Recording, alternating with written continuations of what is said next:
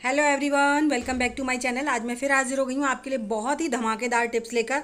आज की हमारी टिप्स मनी सेविंग बहुत ज़्यादा होने वाली है, तो वीडियो को फुल वॉच कीजिएगा। वीडियो अगर अच्छी लगे तो वीडियो को लाइक और चैनल को सब्सक्राइब करना बिल्कुल मत भूलिएगा। आज की जो टिप्स है ना, हमारी पैसे को बचाएंगी, टाइम को भी बचाएंगी और हमारी जो वेस्ट चीज़ें हैं उनको रीयूज़ करेंगी। तो चलिए सबसे पहले हम अपनी फर्स्ट टिप शुरू कर लेते हैं। यहाँ पर मैंने फर्स्ट टिप जो है ना उसको लिए मैंने यहाँ पर लिए हैं इस तरह के जो हमारे ब्रशेज़ लेते हैं ना, तो उनके साथ जो कैप्स आती हैं उनको लेकर है।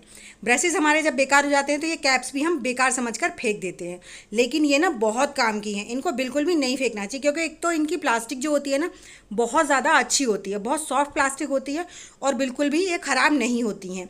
तो हमको क्या करना है, जिस तरह से इनका ऊपर का पार्ट खुला हुआ है ना, ऐसे ही हमें इनको नीचे वाला पार्ट भी इनका खोल लेना है। तो उसके लिए हम क्या करेंगे, हम लेंगे कोई भी चाकू वगैरह गरम कर लीजिए और उसके बाद बहुत आसानी से कट जाती है। अगर आप चाहे तो वैसे भी काट सकते हैं, लेकिन वैसे ना थोड़ा सा टाइम लगता है। गरम चाकू कर लेते हैं ना तो बहुत अच्छे और एकदम सफाई के साथ कट जाती है, क्योंकि गरम चाकू से जब हम प्लास्टिक को काटते हैं ना तो उसकी जो धार होती है ना वो बिल्कुल भी हमारे हाथों में चुभती नहीं है। वरना अगर हम किसी वैसी चीज़ से काटें तो कभी कभी प्लास्टिक इतनी ज़्यादा शार्प हो जाती है जो कि हमारे हाथों को भी काट देती है। तो देखिए हमने यहाँ से ना इनके नीचे वाले पार्ट्स अलग कर लिए हैं और ये इस तरह से कुछ खुल जाते हैं। अब इन दोनों का हमें एक साथ इस्तेमाल करना है, और किस लिए करना है, कैसे करना है, उसके लिए वीडियो में एंड तक बने रहिएगा। तो यहाँ पर मैंने क्या किया है, ली है two sided tape. Two sided tape की मदद से आप इसको इन दोनों को ना एक ही टेप के टुकड़े पर चिपका लीजिए। आपको अलग अलग नहीं चिपकानी है, एक ही साथ इन दोनों को इस तरह से चिपका लीजिए। अब इस टेप को हम कट कर लेंगे यहाँ से कैंची की मदद से।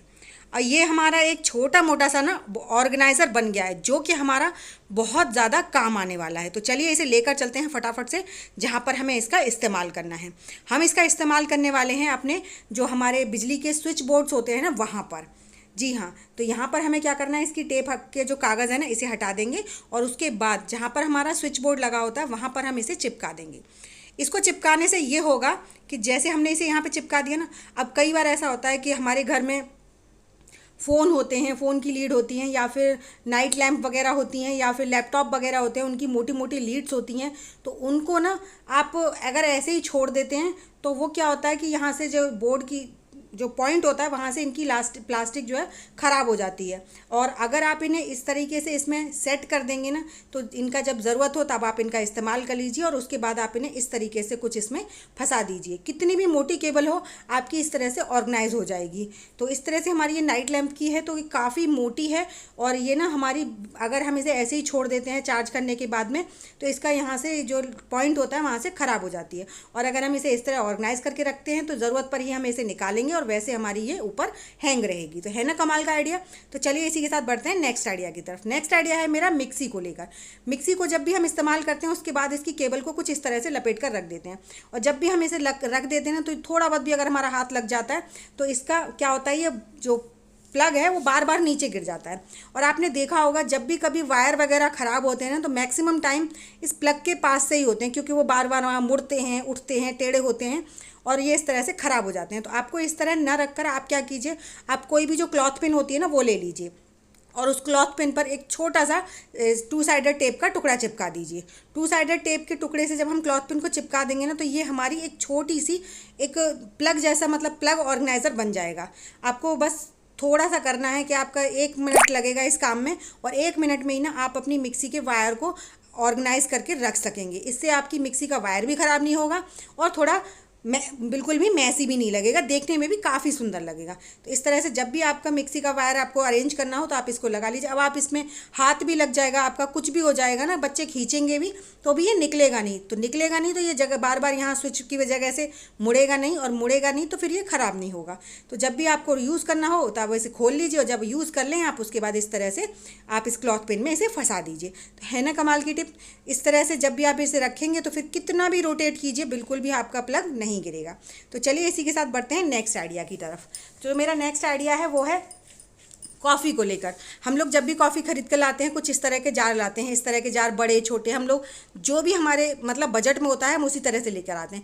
लेकिन क्या आपने सोचा है कि आप इस तरह का जो कॉफ़ी का जार लेकर आते हैं इस पर 87 रुपीज़ लिखे हुए हैं इस समय, आपको ये 85 का तो पक्का पड़ा होगा। कभी ना आप एक बार ट्राई कीजिएगा मेरे कहने से कि आप इस तरह के जो 10-10 रुपये वाले पाउच आते हैं ना वो लाकर कभी इसे भरिएगा। आप देखेंगे ये 6 पाउच में भर जाती है, 6 पाउच में भर जाती है, मतलब कि हमारे 25 रुपये इस जार के जाते हैं। और जार तो हमारे टूटते नहीं है, इतनी जल्दी ख़राब भी नहीं होते, ये बहुत अच्छी कांच की क्वालिटी होती है जो कि सालों साल बिल्कुल नहीं ख़राब होती है। तो क्यों फालतू में जार खरीदना, आप हर बार इस तरह के कॉफ़ी के पाउचेस लेकर आइए और इसे भर दीजिए। इससे आपके कम से कम छोटी सी शीशी में भी आपके 25 रुपये बच जाएंगे। तो आप अपना दिमाग लगाइए कि इस छोटे छोटे हम ज़्यादा जार का इकट्ठा करके क्या करेंगे। इस तरह से देखिए आपके 2 पाउच में ना ये 1/4 मतलब 1/3 भर चुकी है। तो इसमें सिर्फ 4 पाउच और आएंगे तो 60 रुपये में भर गई। और वैसे अगर हम लेकर आते हैं तो ये 85 रुपीज़ की आती है। तो थोड़ा सा दिमाग लगाने से आप अपना पैसा बचा सकते हैं। तो चलिए एक बार बढ़ते हैं नेक्स्ट टिप की तरफ। नेक्स्ट टिप है मेरी इस तरह के प्लास्टिक के ग्लासेस को लेकर। हम लोग के घर में आए दिन कुछ ना कुछ फंक्शन वगैरह होता रहता है या फिर हम लोग कुछ भी करते हैं तो इस तरह के ग्लासेस वगैरह हमारे बच ही जाते हैं, चाहे वो कॉफ़ी के हों या पानी के हों। हम इन्हें ऐसे ही खुला रख देते हैं। खुला रखने से ना इनके ऊपर गंदगी भी जम जाती है और इनकी प्लास्टिक जो है ना वो थोड़ा ड्राई हो जाती है। तो उसके लिए आप क्या कीजिए, कोई भी प्लास्टिक की बॉटल हो, अगर आपके ग्लासेस ज़्यादा हैं तो आप बड़ी बॉटल ले लीजिए, अगर थोड़े हैं तो छोटी बॉटल ले लीजिए। और छोटी बॉटल का एक छोटा सा ऑर्गेनाइज़र बनाकर आप इन्हें इसमें अरेंज करके रख सकते हैं। कुछ इतना आसान है लेकिन देखने में भी आपको अच्छा लगेगा। और आप इसे कहीं पर भी रख देंगे ना तो मतलब आपको सामने भी रख देंगे तो आपको बिल्कुल परेशानी नहीं लगेगी और ना ही ये बार बार गिरेंगे। अगर ऐसे ही आप रख देंगे ना तो पता क्या होता है, ज़रा सा हाथ लगता है, एक साथ 2-2 4-4 गिर जाते हैं तो वो वेस्ट भी हो जाते हैं। तो मेरा यहाँ पर थोड़े ग्लासेस हैं तो मैं छोटी बॉटल का ऑर्गेनाइज़र बनाकर तैयार कर रही हूँ। ऑर्गेनाइज़र बनाने के लिए कुछ नहीं करना है आपको, बस थोड़ा सा आप चाकू को गर्म कीजिए और ऊपर वाला जो पार्ट है ना इसे कट कर लीजिए। लेकिन आपको ये ऊपर वाला पार्ट जो है ना वो पूरी तरह से अलग नहीं करना है, इस बात का ध्यान रखिए। क्योंकि अगर आप इसे पूरी तरह से अलग कर देंगे ना तो फिर आपको इसको अरेंज करने में दिक्कत होगी। आपको थोड़ा सा करीबन 2 इंच के करीब टुकड़ा छोड़ देना है इसमें जुड़ा हुआ, कुछ इस तरह से। अब आपको क्या करना है, आपके जो भी ग्लासेस हों या फिर इस तरह के ग्लासेस हों, कुछ भी हो, आप इसमें इस तरह से अरेंज करके रख सकते हैं। अब इसका थोड़ा सा पार्ट इसके अंदर कर दीजिए जिससे कि ये मतलब बार बार खुले नहीं, कुछ इस तरह से। अब ये देखने में भी बुरा नहीं लगेगा और आप जब एक निकालेंगे ना तो आपको एक ही ग्लास गिरेगा या एक ही ग्लास निकलेगा। ऐसा नहीं है कि आपने एक निकाला और 4-4 वेस्ट हो गए। तो है ना कमाल का आइडिया, इस तरह से आपका मतलब बिल्कुल भी एक भी चीज़ वेस्ट नहीं होगी। तो चलिए इसी के साथ बढ़ते हैं नेक्स्ट आइडिया की तरफ। नेक्स्ट आइडिया के लिए मैंने यहाँ पर ढेर सारी बॉटल्स ली हैं, आप कोई भी बॉटल ले सकते हैं। मैं जो ऑर्गेनाइज़र बनाने वाली हूँ उसके लिए सिर्फ आपको एक चीज़ का ध्यान रखना है, आपको ना ज़्यादा सॉफ्ट प्लास्टिक की बॉटल नहीं लेनी है। जैसे कि पानी वाली बॉटल नहीं चलेगी।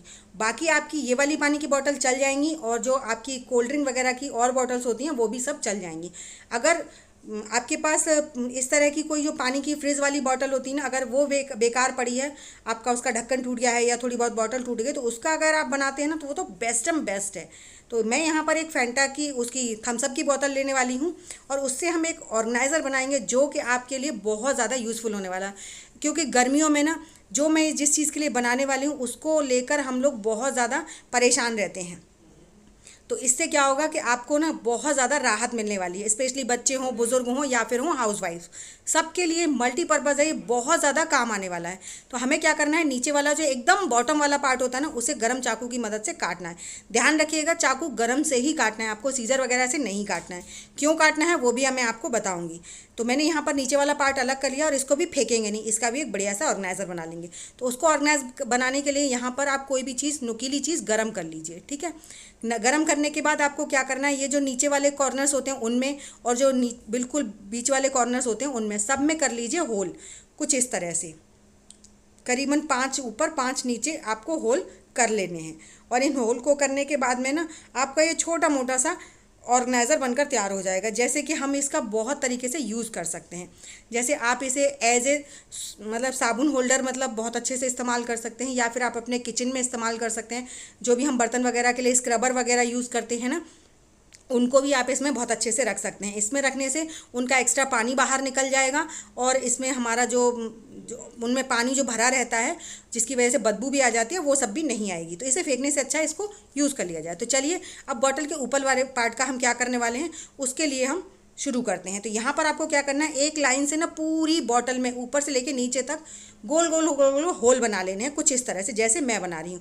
और गर्म चीज़ से ही बनाने हैं, आपको किसी भी चीज़ से कट नहीं लगाना है। कट लगाएंगे तो आप जो बनाने वाले हैं वो बिल्कुल भी नहीं अच्छे से बनेगा। इस चीज़ का आपको ध्यान रखना है।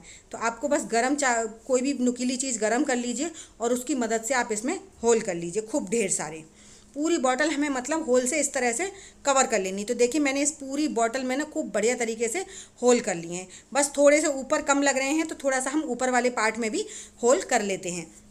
और इस तरह से ना ये हमारा कपड़े धोने का एक बहुत बढ़िया सा ऑर्गेनाइज़र बन गया है। जी हाँ, इससे हम कपड़े धोने वाले हैं और ढेर सारे कपड़े आप एक ही बार में धो पाएंगे, बिल्कुल वॉशिंग मशीन की तरह, बिना लाइट के, बिना मेहनत के। क्योंकि गर्मी में ना बाथरूम में बैठकर ढेर सारे कपड़े धोना मतलब अपनी हालत ख़राब करने जैसा है। क्योंकि कुछ कपड़े ऐसे होते हैं जिन्हें हम मशीन में भी नहीं धो सकते, कुछ कपड़े ऐसे होते हैं जिन्हें हम मशीन में धो सकते हैं। तो जिन कपड़ों को आप हाथ से धोना चाहते हैं ना, उन कपड़ों को तो आप इससे ज़रूर एक बार धोकर ट्राई कीजिएगा, आपके कपड़े ना बिल्कुल भी ख़राब नहीं होंगे। इसीलिए मैंने कहा इसे काटना नहीं है, आपको गर्म चीज़ से ही इसको पिघलाना है। अगर हम किसी चीज़ को काट देते हैं ना तो उसमें नुकीलापन आ जाता है, और गर्म चीज़ से जब करते हैं तो उसमें नुकीलापन नहीं आता है।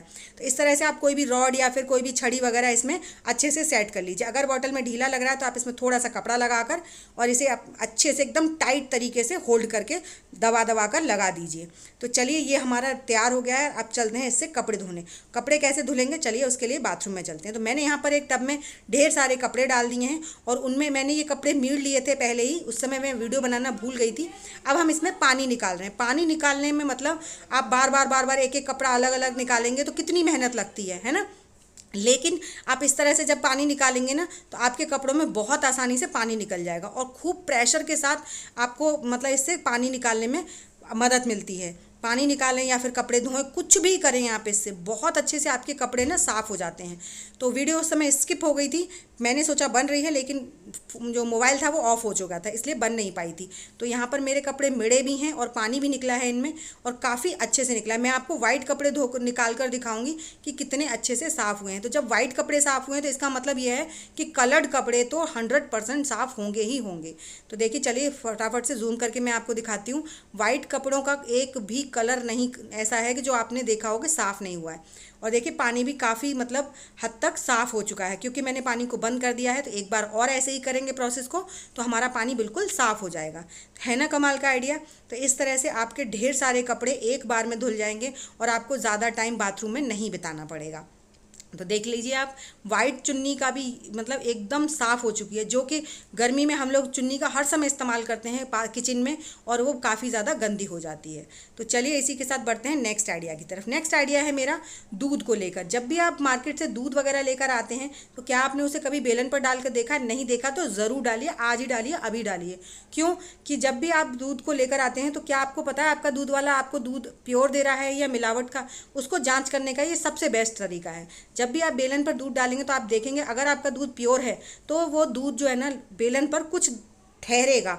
अगर उसमें पानी मिला हुआ है तो वो दूध जो है ना बिल्कुल भी बेलन पर नहीं नज़र आएगा।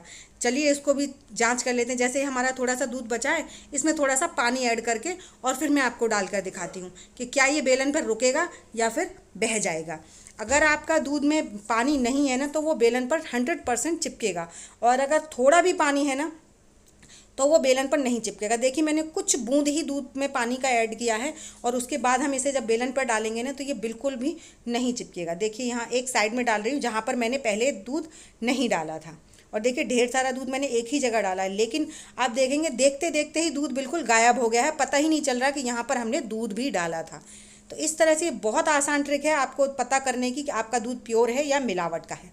तो आई होप आपको मेरी सारी टिप्स पसंद आई होंगी। टिप्स अगर पसंद आई हो तो प्लीज़ वीडियो को लाइक और चैनल को सब्सक्राइब ज़रूर कीजिएगा। साथ ही साथ अपने फैमिली फ्रेंड्स में भी ज़रूर शेयर कीजिएगा ताकि उनको भी हेल्प मिल सके। और साथ ही साथ मुझे कमेंट कर ज़रूर बताइएगा कि आपको मेरी सबसे ज़्यादा कौन सी टिप अच्छी लगी है।